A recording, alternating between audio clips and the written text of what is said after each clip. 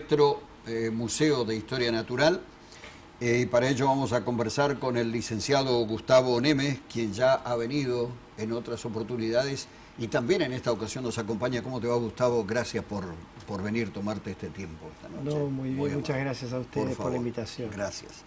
Gracias a vos y a quien nos hizo de nexo en esto, tu esposa, nuestra colega Analía Jiménez, que como siempre ha tenido la muy buena predisposición de ayudarnos, porque tus ocupaciones no son pocas, sin duda, y bueno, podemos tenerte acá esta noche. También vamos a hablar de algún aspecto político, por cuanto han venido a visitarnos la gente del peronismo que está trabajando en una agrupación, en un lineamiento, denominado Confiar Proyecto del Sur.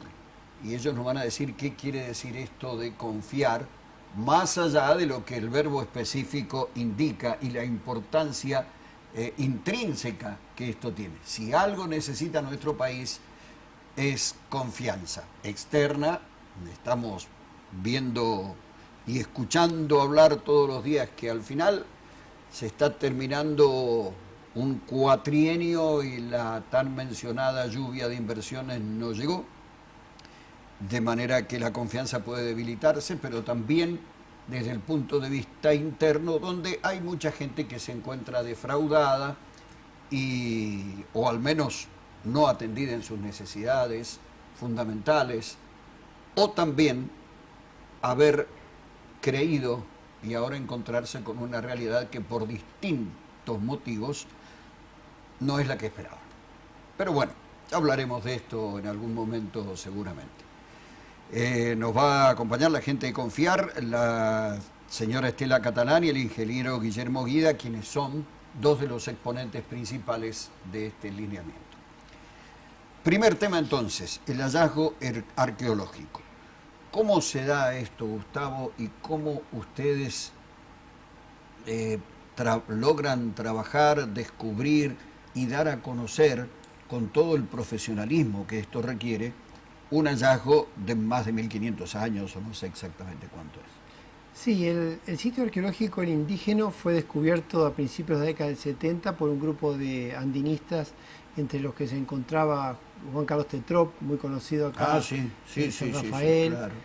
También guiados por un vaqueano, René Lima, que también ya falleció desgraciadamente, pero que fue muy importante para las investigaciones arqueológicas de Cordillera. En los años 70. En los años 70, años 72, ellos iban a escalar el Cerro Guanaquero, muy cerquita del Paso Leñas tan comentado hoy, ¿no es cierto?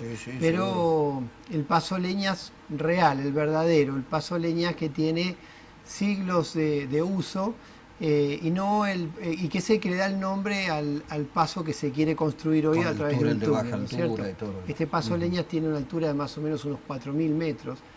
Y bueno, este grupo de andinistas da aviso cuando, en su paso para el Cerro Guanaquero, da aviso al Museo de Historia Natural, al doctor Lagiglia, quien al otro año organiza una pequeña expedición para ir a conocer el sitio arqueológico, relevarlo y traer algunos materiales al museo.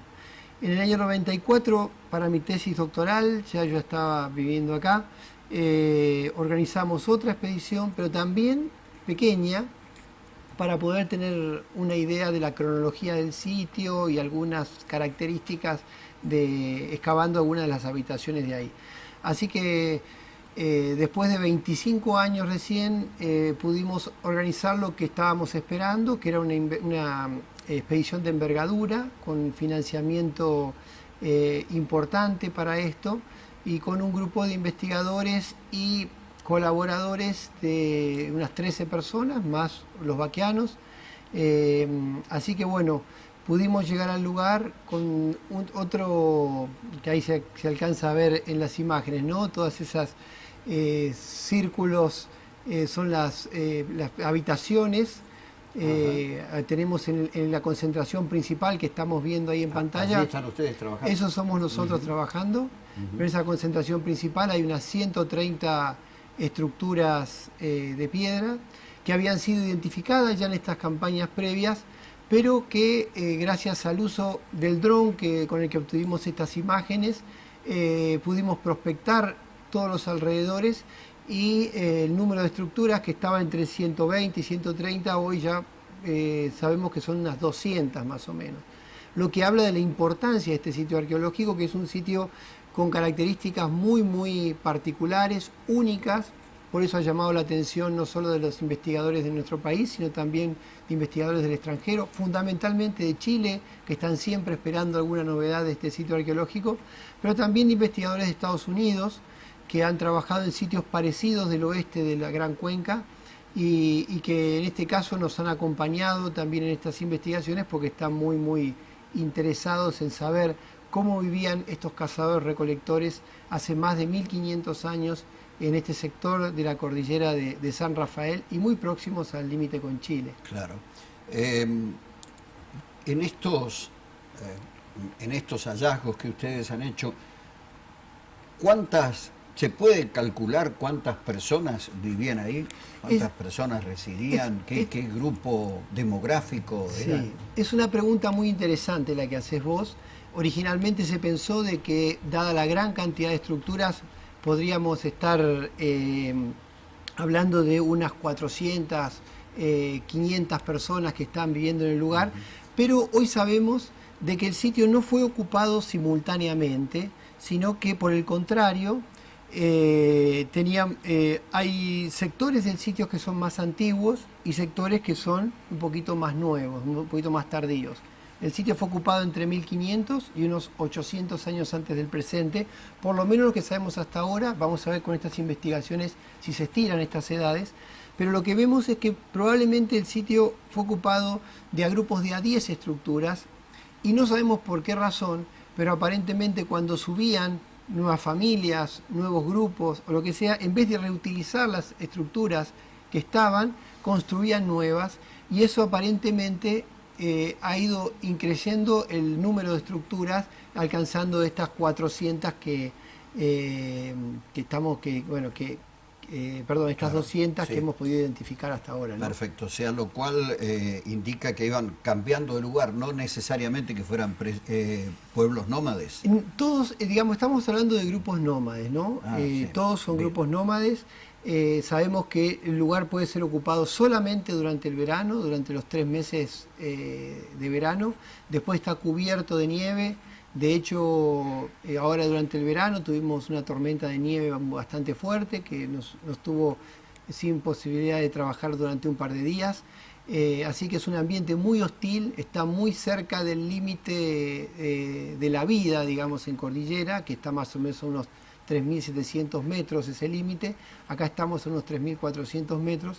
Por lo tanto, y para acceder al lugar también hay que pasar por lo que llaman páramos de montañas, es decir, desiertos ubicados a más de 3.800 metros de altura. ¿Cómo haces para respirar ahí? No, y bueno, hay que moverse despacio. Ahí lo que se ve es interesante, es el volcán Overo. Ajá. Hacia el fondo, ¿no? Ajá. Estamos ahí en esta toma que viene ahora, se alcanza a ver ese cerro negro, es el volcán Overo, y el lugar donde están las estructuras es toda una antigua colada de lava, donde corrió la lava hace un tiempo que no conocemos nosotros actualmente, y que después fue utilizado como materia prima para la construcción de las estructuras. Pero entonces, como te decía, sabemos que son grupos nómades que vivían durante el verano y que probablemente el sitio también podría haber estado ocupado no solo por grupos de este lado de la cordillera, sino también por grupos de Chile. Una de las características más llamativas de este lugar es la alta frecuencia de elementos del lado chileno de la cordillera, ¿no? Una gran cantidad de restos cerámicos de las culturas de Chile central, Bato, Llolleo, Aconcagua, aparte de valvas de moluscos, restos de maíz. ¿Esto llega hasta el límite o está cerca del límite? Está cerca del límite, está como enfrentado al paso, pero unos 10 kilómetros distante del mismo. El paso es sumamente difícil, ¿no es cierto? Es un paso que hoy a caballo incluso no lo quieren hacer ni los vaqueanos porque es muy complejo. Pero sí, está más o menos a unos 10 kilómetros de distancia, lo cual es cerca, pero... Sí, bueno, pero hay que transitarlos. Hay que transitarlos. Hablando de transitar, ¿cómo hicieron para llegar a este lugar? ahora en la actualidad? En la actualidad sí, bueno, el último puesto se encuentra en la mina, si uno va por el Atuel, digamos, en la mina, Bordeando el Atuel, la sí, antigua sí. mina de Sominar, que está abandonada. Ahí se emplaza el último puesto en el Atuel, el último puesto de Veranada. De ahí hacia arriba, hacia el sitio, son 2 días a caballo. 2 días. 2 días a caballo, sí. Hay una noche en la laguna del Atuel, donde nace el río Atuel, se hace, llegamos el primer día, y el segundo día de ahí tenemos todo el día hasta llegar hasta el sitio arqueológico. Es realmente una travesía bien importante y para nosotros compleja porque implica el traslado de todo el equipo, de la comida para los 18 días que estuvimos ahí arriba, así que fue un grupo de 13 personas, 4 vaquianos y un total de unos 30 animales, ¿no? Entre caballos y mulares para poder transportar todo hasta ese lugar. Claro. Uno trata de imaginarse, haciendo abstracción de que científicamente no conocemos nada, al menos los que no estamos en el tema, pero trata de imaginarse trasladándose en el tiempo. Esta gente que vivió allí, o bien ya estaba adaptada a la altura, o cómo hacía para llegar, o si vos me decís con muy buen criterio que solo se habitaba en los meses de verano, ¿qué hacía antes y qué hacía después? ¿Bajaba con todos los bártulos también o subía con todos sus elementos? Todas Para preguntas, estudiar, ¿no? nosotros también tenemos muchas incógnitas y realmente nos falta mucho conocimiento, no solo ustedes que no están metidos en la arqueología. Pero es interesante también la pregunta que haces, ¿no es cierto? Aparentemente había grupos, poblaciones indígenas en el lugar que estaban adaptadas a vivir en cordillera y que vivían gran parte del año en la cordillera, pero no con una adaptación probablemente como la que tienen hoy los grupos del altiplano boliviano o del noroeste argentino. De todas formas, algún grado de adaptación mejor al nuestro tenían y no se movían con todos los bártulos, ¿no? Ajá. Sino que algo muy interesante que apareció en esta excavación, en una de las estructuras, fue que cuando estábamos excavando una de las estructuras, apareció una olla, como las que habían sido recuperadas por los sandinistas y luego también por la Giglia en el lugar, y que aparecen boca abajo, lo que indica de que son dejadas para ser utilizadas el año próximo, ¿no es cierto? Los dejaban boca abajo para que durante el verano no se llenen de agua y durante el invierno ese agua se congele y la hacía estallar. Sí, sí. Entonces, en este caso fue muy claro la excavación, habían hecho un pozo y habían enterrado esa vasijita vacía, boca abajo, esperando volver la otra temporada. Nunca más volvieron.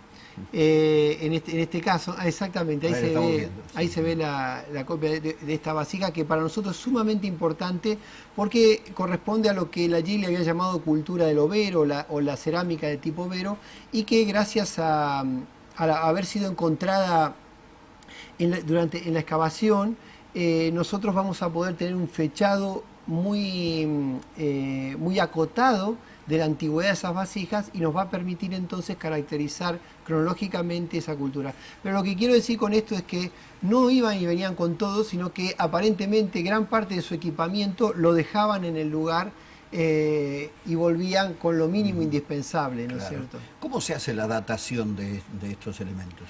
En el caso de esta cerámica, si cuando veíamos la imagen que de afuera está bien negrita, eso quiere decir que ha sido expuesta al fuego y si uno la mira con detenimiento, teniéndola cerca, puede ver de que tiene pegado materia orgánica el hollín que se le va pegando, ahí se ve muy bien en la imagen, ¿no es cierto?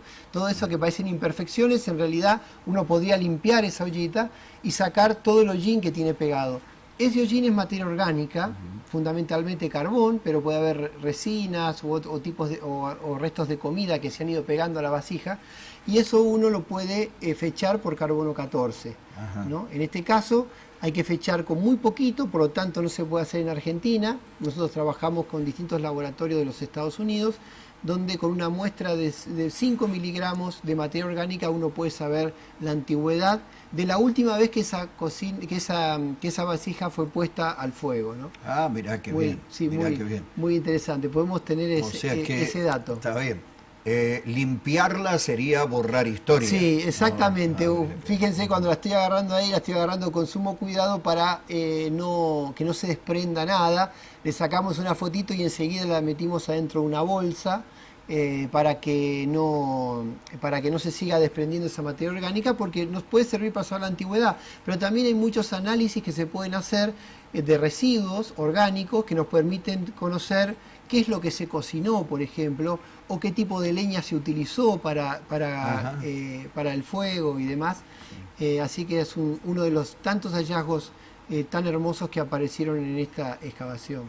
¿Quiénes participaron de esta expedición? ¿Quiénes no solo como personas, sino como instituciones? Bueno, instituciones tenemos a nuestro Museo de Historia Natural de San Rafael, también tenemos la UTN de acá, de nuestra ciudad, de la Regional San Rafael. Y después, un grupo importante somos investigadores de CONICET, que trabajamos acá en San Rafael. Tuvimos un par de instituciones más que nos apoyaron. Uno, la Universidad de Nevada, en los Estados Unidos, en Reno particularmente, que vinieron 2 investigadores y que también dieron aportes de tipo tecnológico para esta expedición. Y el financiamiento fue dado por la Fundación Williams, una fundación de Buenos Aires que financia investigación científica en el país y que nos ofrecieron el financiamiento para poder llegar a este lugar. Claro. Esta era una de las preguntas que iba a comentarte, cómo se las arreglaron económicamente para todos los gastos que esto, suponemos, demanda. Sí. Que no deben ser pocos, y ahora me acabo de decir, hay una fundación que los respalda. Bueno, sí, después tuvimos también, no mencioné, la colaboración de aficionados de acá de San Rafael y también de Malargüe, que colaboraron con nosotros, miembros de la Tecnicatura de Conservación Ambiental de allá, también colaboraron con nosotros, un geólogo, Biurrum, de acá también, de la ciudad de San Rafael. Y sí, durante 25 años no fuimos porque el financiamiento necesario es muy importante y los organismos naturales como el CONICET o la Agencia Nacional de Promoción Científica no hacen desembolsos grandes de una vez para este tipo de trabajos. Entonces, pero bueno, tuvimos la suerte de que esta fundación, la Fundación Williams, se enteró de que estábamos tratando de conseguir financiamiento en los Estados Unidos, con esta gente que vino también, y ofrecieron su apoyo. Nos preguntaron cuánto hacía falta para ir. Apoyo concreto, no fue apoyo moral solamente. Apoyo concreto, desinteresado, instantáneo, y realmente nosotros vamos a estar eternamente agradecidos a esta institución porque nos permitió llegar con todos los medios, ¿no? Cuando habíamos ido anteriormente, 25 años no parece tanto para los que ya somos más grandes, pero tecnológicamente los cambios han sido enormes, ¿no? Entonces, esta vez, por ejemplo, pudimos llegar con cámaras digitales, que no había cuando fuimos, con GPS, que recién estaban apareciendo por ahí cuando fuimos, con el dron, que nos permitió hacer todo el relevamiento. Excelente. Y gracias también a un grupo de documentalistas que trabajan para la empresa Polka. No lo hicieron en nombre de Polka, pero son gente de coordinadores de cámaras y sonido de esa empresa, y que son los que van a armar un documental con todo este material. Qué bien. Ahora, cuando se hace este tipo de movidas, como dicen los jóvenes hoy, además de satisfacer la curiosidad, además de hurgar, pergeñar en lo más profundo de nuestra historia local para tener elementos de tantos años y demás, ¿qué otro objetivo se persigue o qué es lo que a ustedes les satisface más de este tipo de trabajo? Porque hago esta última parte de la pregunta porque sé que esto no es solamente un trabajo que se haga por una rentabilidad mensual que vos tengas o todos los que te acompañaron, sino que hay que ponerle pasión, hay que querer, hay que tener vocación para esto, sin duda. ¿Qué es lo que a ustedes les place más de esto? Y hay muchas cosas. Es cierto de que lo que vos decís, o sea, el hecho de haber encontrado esto no aumenta ni un centavo el sueldo de ninguno de las personas que fuimos ahí, ¿no es cierto? Pero, o sea, nosotros particularmente, digamos, tenemos muchas preguntas acerca del pasado del sur de Mendoza, particularmente en mi caso, que he estado trabajando con adaptaciones humanas a ambientes de altura. Este sitio arqueológico es como la llave para entender por qué en determinado momento los grupos humanos comienzan a colonizar ambientes tan altos, ¿no? Sabemos que estaban acá en el sur de Mendoza desde hace unos 10.000 años más o menos, pero recién hace entre 1.500 y 2.000 años esos ambientes tan altos que empiezan a ser colonizados y explotados.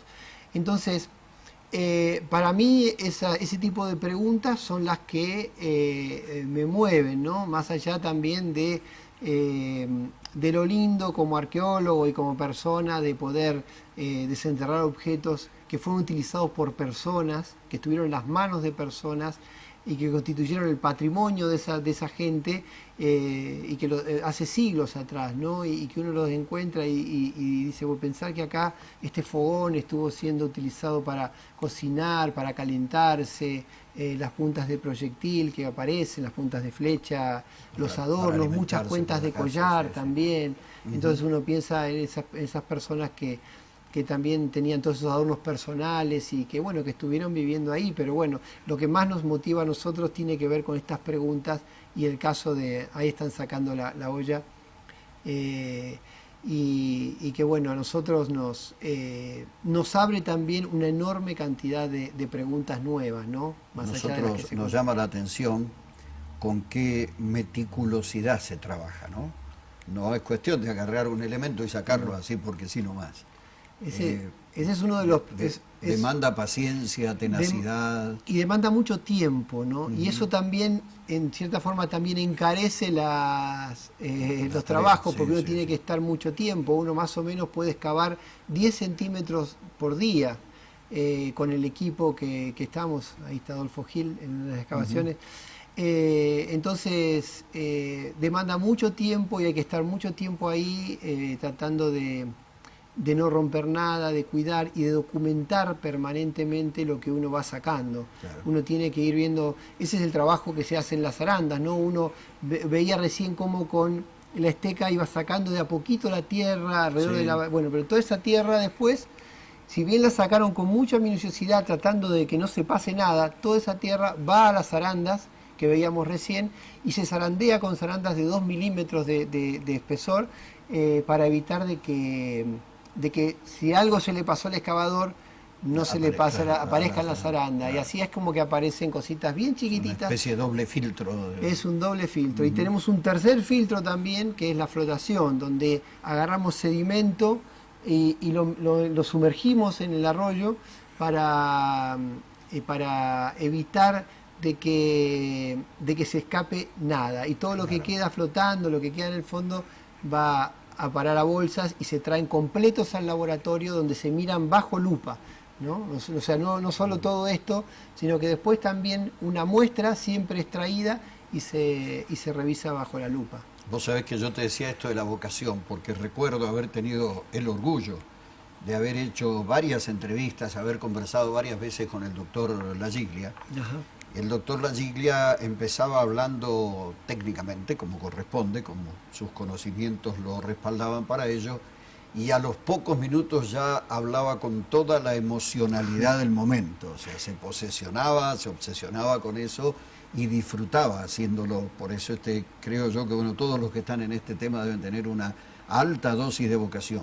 Sí, porque uno cuando uno elige este tipo de carreras, uno sabe que no va a ser millonario, que uno puede llegar a aspirar a vivir, como bueno, nos está pasando a nosotros, que vivimos bien, dignamente, pero bueno, obviamente el dinero no es la motivación para la elección de la carrera, La Giglia no era una excepción en este sentido, también incluso era recordado entre colegas del país, donde siempre me decían de que veían también en la Giglia un aficionado. Me acuerdo uno de mis profesores, antes de venir acá a vivir a San Rafael, Antonio Austral, cuando yo le comenté que venía, pensaba venirme a radicar a San Rafael y a trabajar acá, hace ya casi 30 años de esto, él me decía, mira, la Giglia tiene esa particularidad de que más allá de que es un investigador, tiene ese aire de aficionado, con ese entusiasmo, empuje, claro, con ese entusiasmo sí, que muestra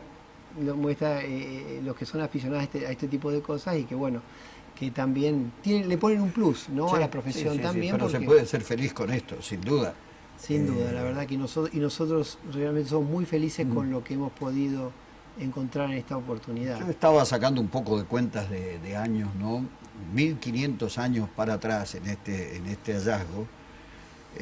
O sea, 3 veces más de la historia que conocemos oficialmente desde el descubrimiento de América por los europeos o del descubrimiento de los europeos por los americanos, según la vista con que se tome, pero me refiero, todos conocemos desde allí en adelante y nos parece antiquísimo de todas maneras. Esto es 3 veces más para que tengamos una dimensión de escala realmente. Sí, uno podría decir, bueno, estaríamos en las etapas finales del Imperio Romano, más o menos claro, cuando esto está ocurriendo acá en San Rafael.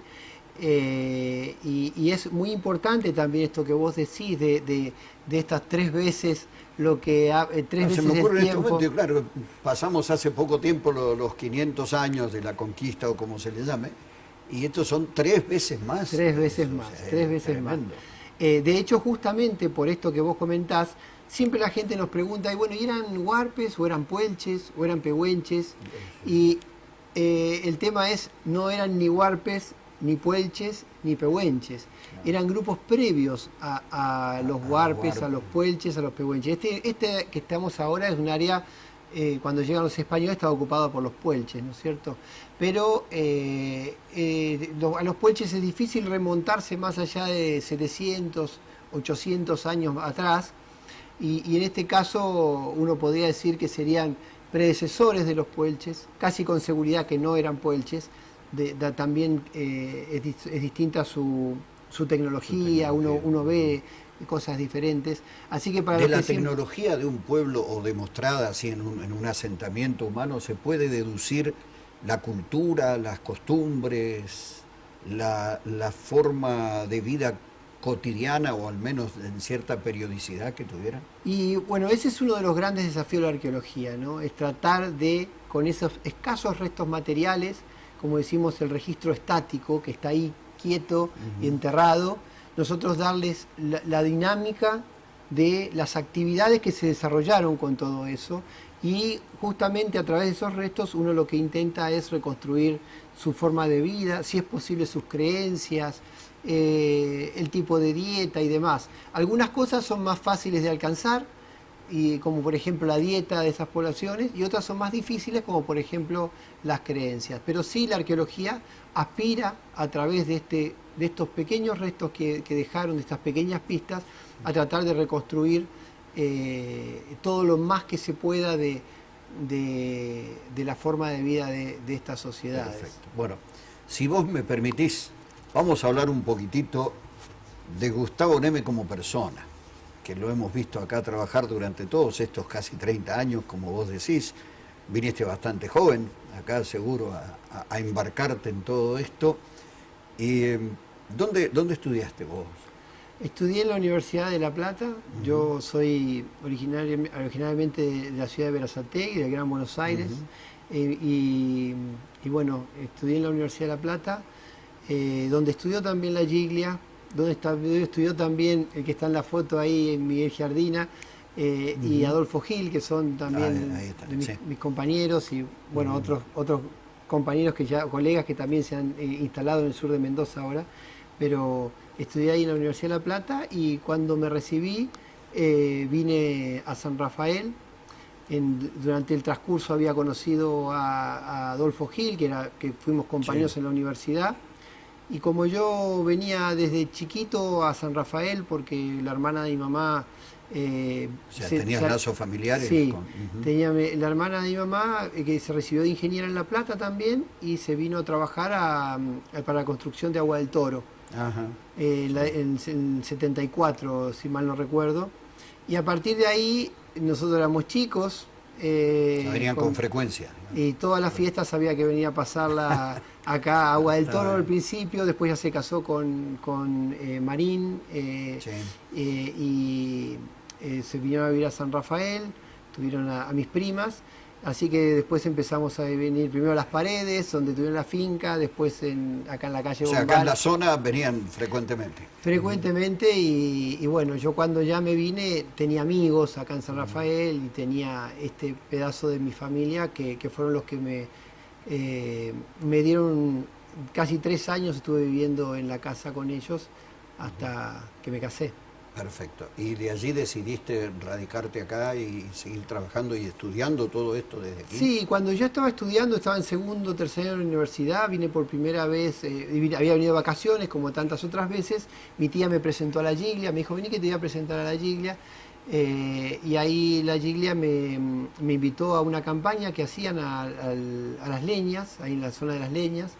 Venían también algunos amigos, compañeros de la universidad que había invitado a Adolfo Gil y a partir de ahí empecé a venir todos los años al campo con ellos y ya sabía que cuando me recibía dije me voy a ir a instalar a San Rafael, a trabajar a San Rafael. Siempre lo viste, por lo menos así lo vimos nosotros, pero vos desde tu disciplina específica, ¿lo viste también a Tito La Giglia como un artífice, un exponente de estas tareas aquí en nuestra zona? Sí, o sea, fue sin dudas una persona importantísima para San Rafael, obviamente para la arqueología, digo para San Rafael porque me parece que trascendió. No, también trascendió, digamos, el ámbito de la arqueología. En San Rafael, pero también fue un arqueólogo muy importante a nivel país y era muy bien conocido. Yo me acuerdo cuando estaba en la universidad, obviamente leíamos sus trabajos y demás cuando queríamos saber algo de Cuyo, eran los trabajos que nos recomendaban los profesores y por eso también tenía ganas de conocerlo cuando mi tía me quiso presentarlo, que yo era un estudiante de la carrera de arqueología y bueno, me llevó hasta el museo. Ajá. Mirá qué bien.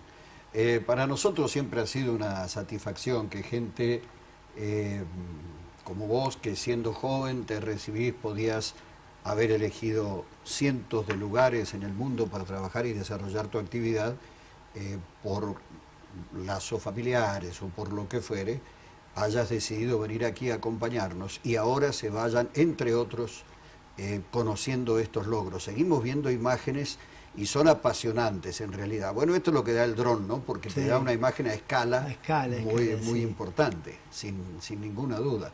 ¿Y cómo convenciste a Analía para venir para acá? Se lo quise preguntar a ella, pero no quiso venir al estudio propiamente dicho. Ha decidido quedarse a un costado ahí. Le dije, pero la próxima la vamos a traer. Sí, no, la invité a venir.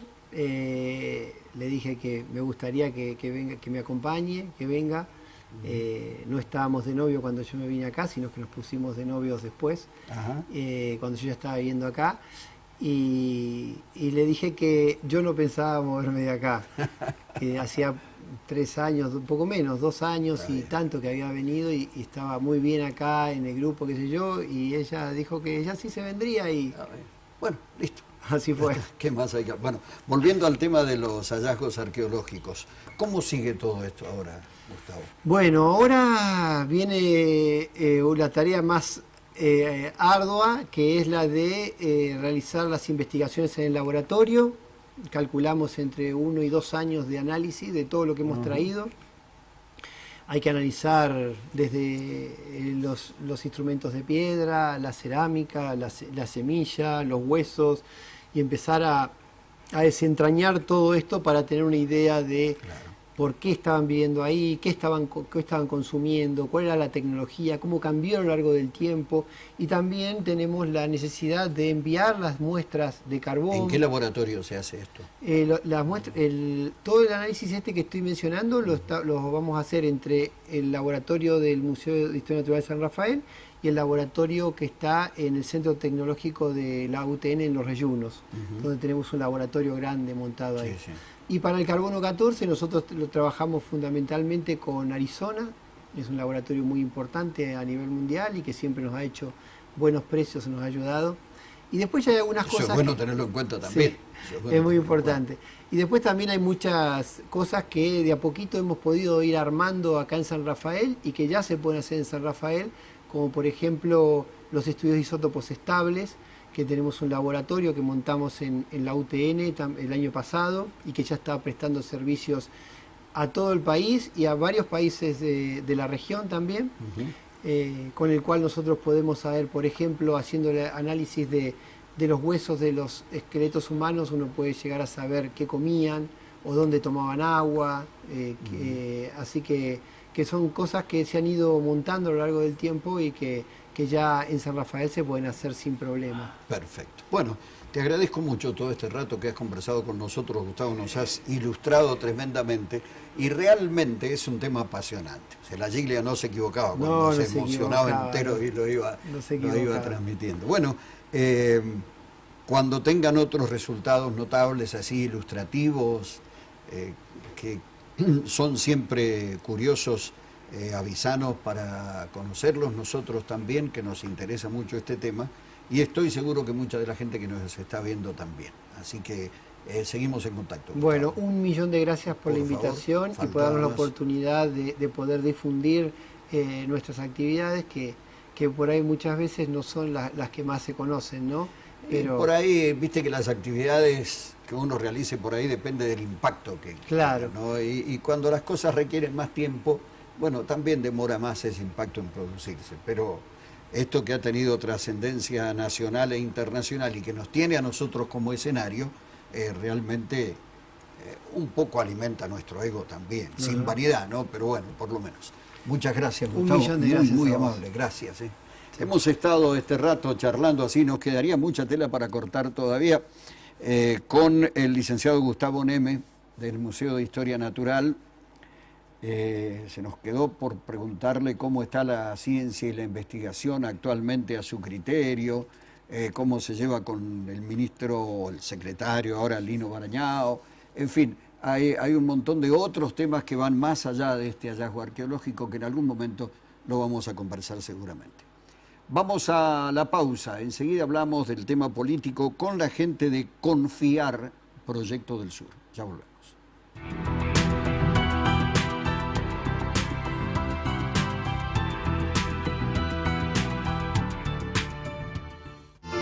Atención contribuyentes, se prorrogó hasta el lunes 11 de marzo el pago de las tasas de servicios municipales. Una buena oportunidad para estar al día y obtener importantes descuentos. Si pagamos en fecha, San Rafael crece con más obras y mejores servicios.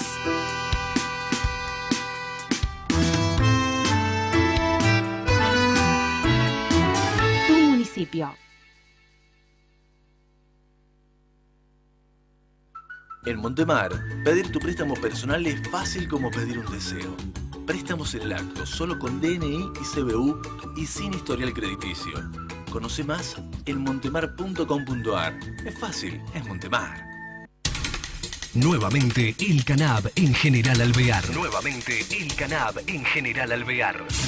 Del 1 al 4 de marzo, disfruta de la acción y los fierros del primer Canab Rally Ride, Ruta 188, Alvear Malargüe. Largada el 2 de marzo en Costanera Alvear. El Campeonato Argentino de Navegación comienza en Alvear. Primer Canab Rally Ride, Ruta 188, Alvear Malargüe. Del 1 al 4 de marzo. No te lo podés perder.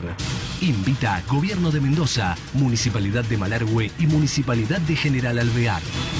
Tierra con alma. ¿Sabías que Mendoza tiene 7 presas con sus respectivos embalses? Nuestra fuente de agua más importante es la nieve, y la época de nevadas es estacional. Por ello es que los embalses son tan importantes. Las presas embalses de Mendoza son Potrerillos, Carrizal, Agua del Toro, Los Reyunos, El Tigre, Nihuil y Valle Grande. Embalsamos agua para regar, para potabilizarla y consumirla, para producir energía, para recreación y para poner en funcionamiento nuestras industrias. Obras de la ingeniería permiten que avancemos y le ganemos al desierto. Departamento General de Irrigación. El 2, 3 y 4 de marzo, el Instituto Nacional de Cine y Artes Audiovisuales trae las mejores películas argentinas para que las veas gratis en el Parque Hipólito Yrigoyen. Sí, como escuchaste, el INCA trae las mejores películas hechas en nuestro país para que las disfrutes en el parque. Llévate la reposera. Invita Municipalidad de San Rafael.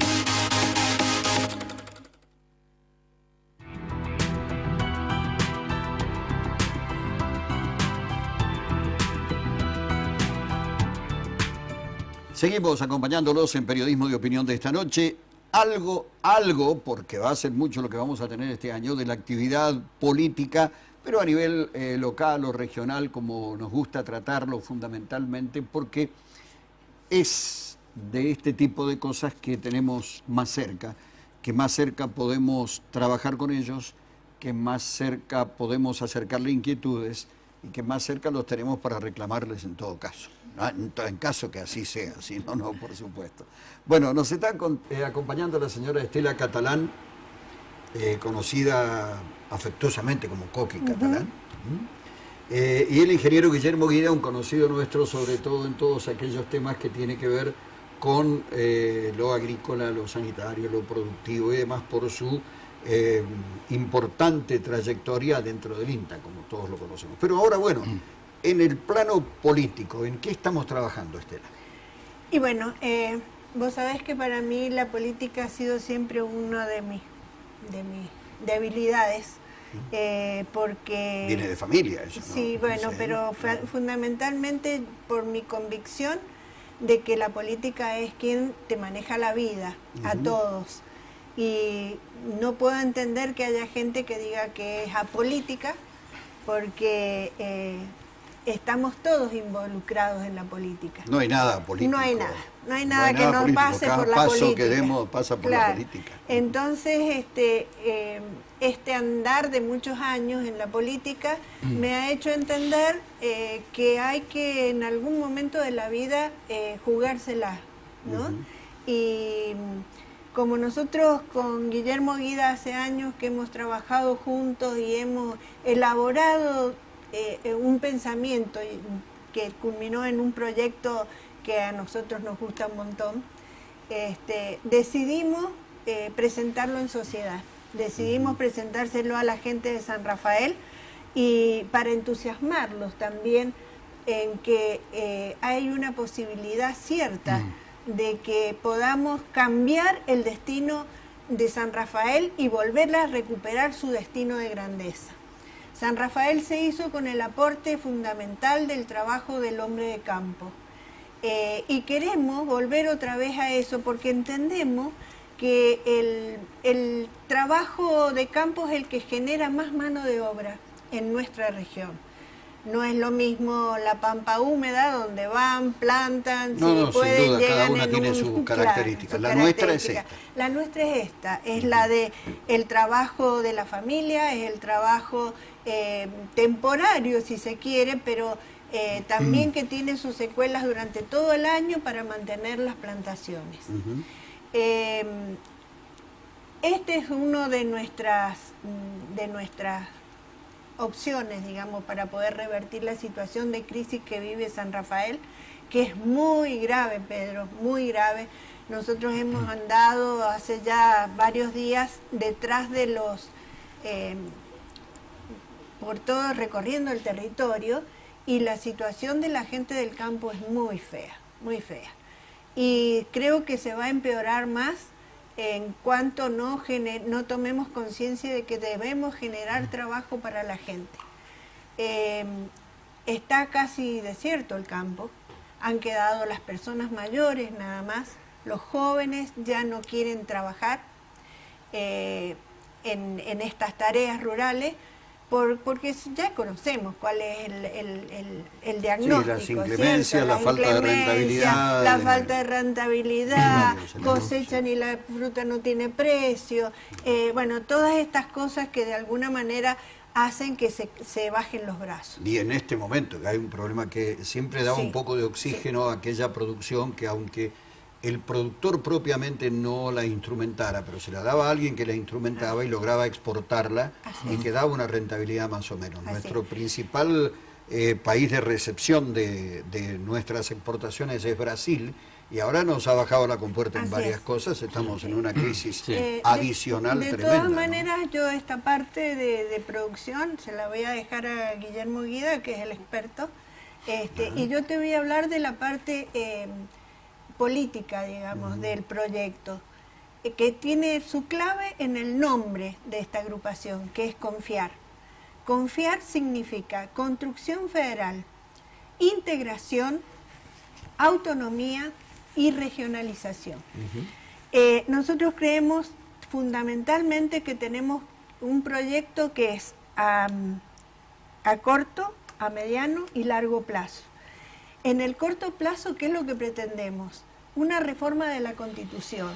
La Constitución nuestra tiene 104 años y la Mendoza de hace 104 años no es la Mendoza de hoy.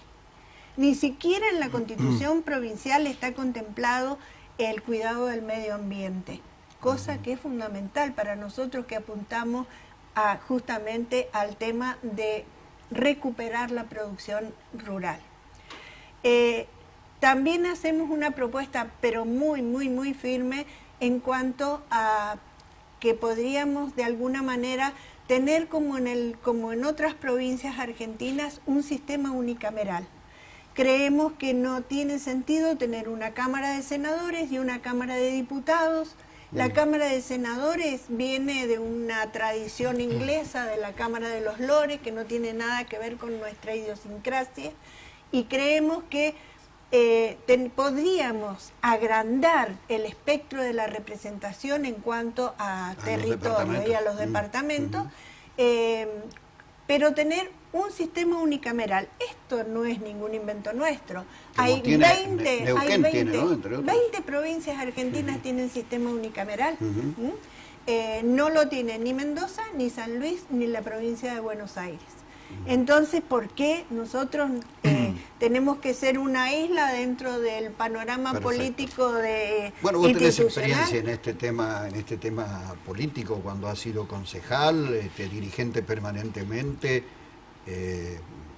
militante inquieta por distintos temas. Así es. De manera que todo esto lo conocemos bien y no tenemos por qué abundar en preguntas o en detalles, porque de tu actividad política, como vos decías, es una forma de vida, una pasión que traes desde siempre. Y aparte de eso, porque me he capacitado toda la vida, porque me he interesado por todos estos temas y porque quiero poner mi experiencia al servicio de la gente, al servicio de San Rafael. Siempre en el peronismo, ¿no? Siempre en el peronismo. Yo soy peronista de cuna. Entonces, indudablemente, quiero seguir participando en el peronismo y bueno, como te dije, hay que jugarse alguna vez en la vida y aspirar a ocupar un cargo que a uno le permita cumplir con todas estas transformaciones que queremos hacer, ¿no? Guillermo, ¿qué es lo que te motiva a vos a participar activamente en la parte político-partidaria con vistas a una PASO que lleva todos unos prolegómenos por los que hay que trabajar mucho, sin duda? Sí, en realidad mi trabajo en procura de que el sector productivo del departamento esté bien ha sido de toda la vida, en mi función dentro de la institución que me enorgullece haber participado. Estoy participando todavía, ya próximo a jubilarme, pero de alguna manera Coqui lo dijo, más allá de la propuesta tecnológica es imprescindible la herramienta política para que estas tecnologías se puedan llevar a la práctica. Muchas veces nos quedamos en ofrecerle al productor esta propuesta de nuevas tecnologías. El productor no las puede adoptar, no porque no se las transfiramos adecuadamente, sino porque no tiene condiciones para poder hacerlo, porque de repente no existen líneas de financiamiento acorde a la realidad del productor. Creemos que desde el municipio y trabajando con las distintas áreas de manera coordinada, porque existen las áreas abocadas al sector productor en el departamento, en la municipalidad, pero creemos que es tan la gravedad del sector productivo de San Rafael que requiere de un trabajo mucho más intenso desde el municipio con las áreas que hoy están, quizás haciéndolas trabajar de una manera más articulada, más coordinada, con mucha mayor presencia en los distritos, por ejemplo, donde las delegaciones municipales no solo deben estar atendiendo la coyuntura de un problema social por la afectación de alguna tormenta, como son comunes en el departamento, sino que deben ser verdaderos. Hemos tenido varias este año. Y seguro. Y las vamos a seguir teniendo. Y las vamos a seguir teniendo porque son parte de nuestra cultura productiva. Pero entendemos que las delegaciones deben ser verdaderos núcleos de desarrollo.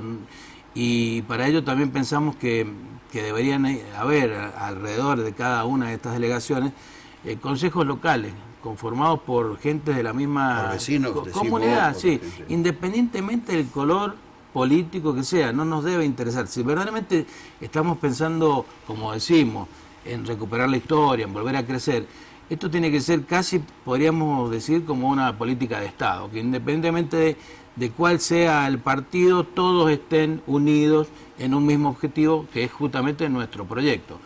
En el caso concreto del sector productivo del departamento, y seguramente mis palabras van a ser ratificadas con los datos del censo que próximamente se van a publicar, nos muestran distritos que el 80% de las explotaciones han dejado de ser agropecuarias, o están abandonadas o tienen otros usos.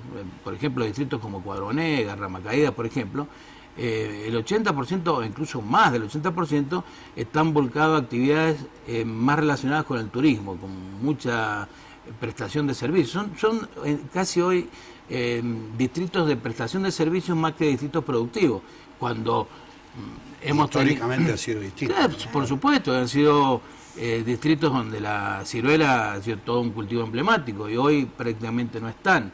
Entonces, creemos que no es ya que estemos atravesando una crisis en el sector productivo. Creemos que estamos al final de la crisis. Esta crisis es casi terminal y si no provocamos los cambios que requiere, que necesita el productor de nuestro departamento, bueno, vamos a llegar a una situación de abandono total y absoluto. Hay fortalezas, el departamento tiene fortalezas. Por ejemplo, parece paradójico pensar que con una población de alrededor de 200.000 habitantes, que todos los días consumen, que todos los días comen, bueno, que la producción, por ejemplo, de verduras y hortalizas provenga de otras partes de la provincia o de otras partes del país, como son las productoras, cuando tenemos toda la potencialidad. Ahora, sí, desde la política y a tu criterio, desde una intendencia, suponete, ¿qué ayuda concreta se le puede dar a ese productor, además de por la coyuntura darle algún subsidio o plata a tasas bajas, más bajas? No hay que propender también, pregunto, ¿no?, a un cambio cultural en el mismo trabajo de la producción, que haya más cooperativismo, más cooperación, para no usar el término jurídico de cooperativo, más cooperación entre ellos mismos. Sí, por supuesto. Por ahí hemos notado ese por problema, supuesto que ¿no? sí.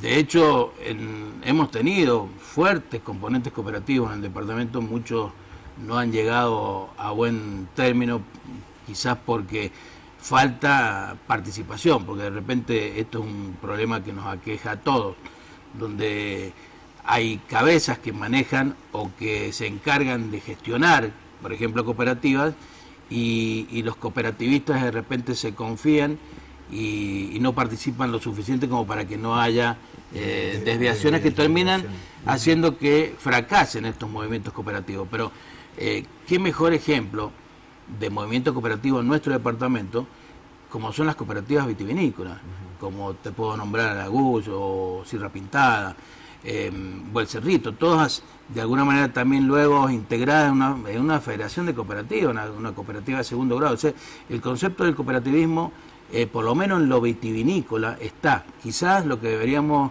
procurar que ese mismo modelo se traslade a la fruticultura, se traslade a la horticultura. Pero, o sea, el eje de tu tarea o tu objetivo está centrado en los temas productivos. Si llegásemos, y tenemos toda la esperanza de que sea así, como precandidato a concejal en primer término. Y sí, mi idea y mi trabajo en el Consejo Deliberante va a ser justamente el de apoyo al sector productivo. Y vos mencionabas recién si la municipalidad está en condiciones de hacer frente a una tan gran tarea que tenemos para recuperar el sector productivo del departamento, yo diría que probablemente no. Sola no. Lo que pasa es que hoy tenemos un municipio que no le podemos achacar la culpa a la gestión municipal, pero está aislado. Está aislado porque en este momento no es del mismo color político de un gobierno nacional, que para colmo por las economías regionales no ha hecho absolutamente nada. Y provincialmente tampoco. Entonces, pero justamente estas situaciones de crisis nos tienen que dar las formas de salir de ellas desde un desarrollo endógeno, ¿no? Claro. San Rafael se creció y se desarrolló por su propio esfuerzo, a 240 kilómetros de la capital, siempre... con más esfuerzo para lograr cosas. Por supuesto, yo creo que lo que tenemos que recuperar, primero que nada, es la voluntad que tenía el productor sanrafaelino, que hoy no está porque falta esta juventud e incentivos. Sí, de todas maneras hay una fortaleza que tiene este proyecto, que son la gran cantidad de escuelas agrarias que tenemos acá en las zonas rurales, en La Llave, en Real del Padre, en Rama Caída, en Malvinas, acá en el centro, y resulta que estamos desperdiciando ese recurso humano que está siendo capacitado para las tareas rurales. Con vistas en el plano partidario específicamente, con vistas a las elecciones próximas, a las PASO y demás, ¿cómo están trabajando ustedes o qué? A mí no me gusta decir feedback porque no me gusta mezclar los idiomas, pero bueno, ¿qué respuesta o qué ambiente notás vos en la gente con la que conversas? Bueno, a la que van a visitar o te vienen a visitar. Es muy importante, Pedro, el hecho de que nos conocen. Yo he recorrido muchísimas veces las zonas rurales, la ciudad, y también les llama la atención cuando nosotros vamos a decirles que nosotros tenemos un proyecto para ellos, que tenemos un proyecto para San Rafael, porque hasta hoy, de todas estas cosas, de la reforma de la Constitución, de la posibilidad de tener un municipio autónomo como marca la Constitución Nacional, no se habla, no se habla. Se habla mucho de obra pública, se habla mucho de que hay que reconocerla excelente. Se hace la obra pública, pero nosotros necesitamos ocuparnos del hombre de San Rafael, de la familia de San Rafael. Y en eso estamos difundiendo nuestro proyecto y tiene muy buena acogida en donde hemos ido, realmente. Estela Catalán, Guillermo Guida de Confiar, Proyecto del Sur, gracias por haber venido, por habernos dado este primer pantallazo de sus ideas, sus objetivos. Nos volveremos a ver y a conversar seguramente. Y bueno, aunamos esfuerzos todos por el bien de nuestra Estamos en las preliminares, todavía no ha tomado ritmo la campaña política. Pero no falta mucho para Pero no falta mucho, el día 8 sí tenemos que hacer la presentación de las listas. Y bueno, quería avisarles a todos aquellos que quieran tomar contacto con nosotros, que tenemos una sede en la calle Alsina 50, donde, bueno, habitualmente a la tardecita nos reunimos después de haber hecho los recorridos por donde nos toque ir. Claro. Así que quienes quieran acercarse a charlar, a interiorizarse de esto que para nosotros es muy importante, que los esperamos. Alsina 50, la primera cuadra, a media cuadra de la avenida, para que no les queden dudas. Bueno, muchas gracias. No, gracias a vos, Pedro. Muchas gracias. Hemos conversado así en este bloque de periodismo de opinión con la señora Estela Catalán, el ingeniero Guillermo Guida, de la línea política, el sector político del justicialismo denominado Confiar Proyecto del Sur. Finalizamos con esto el periodismo de opinión de esta noche. Gracias por habernos acompañado, lo hemos compartido a través de CTC y TVA para el sur de Mendoza y para el Valle de Uco, y aquí en San Rafael también a través de Radio Andina en 104.5. Hasta la semana que viene y muchas gracias.